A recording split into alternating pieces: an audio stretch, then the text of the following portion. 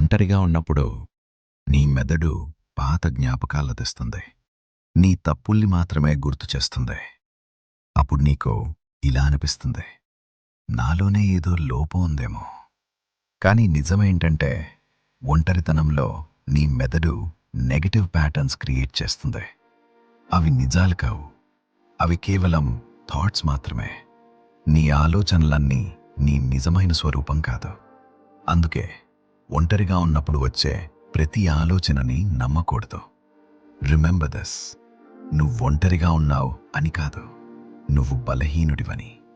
ఒకరోజు రాత్రి అన్నీ నిశ్శబ్దంగా ఉన్నాయి. ఫోన్ కూడా మాట్లాడడం మానేసింది.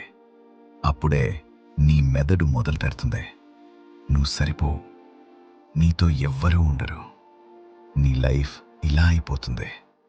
నువ్వు నమ్మేస్తావు. ఎందుకంటే అప్పుడు నీతో మాట్లాడేది నీ మెదడే. కానీ నిజమేంటంటే, ఒంటరిగా ఉన్నప్పుడు నీ మెదడు భయంతో కథలు తయారు చేస్తుంది. అవి నీ నిజం కాదు, అవి నీ భయంరమే. నీ విలువను ఒంటరితనం నిర్ణయించదు. కొన్నిసార్లు ఒంటరిగా ఉండటం అంటే నీ లోపల నీవు బలపడటం. అందుకే గుర్తుంచుకో, నీ మెదడు చెప్పింది ప్రతిసారి నిజం కాదు. ఇలాంటి ఆసక్తికరమైన మనసుకు సంబంధించిన విషయాల కోసం మా ఛానల్ని సబ్స్క్రైబ్ చేసుకోండి. మీరు చూస్తున్న ఈ వీడియో మీకు ఉపయోగపడితే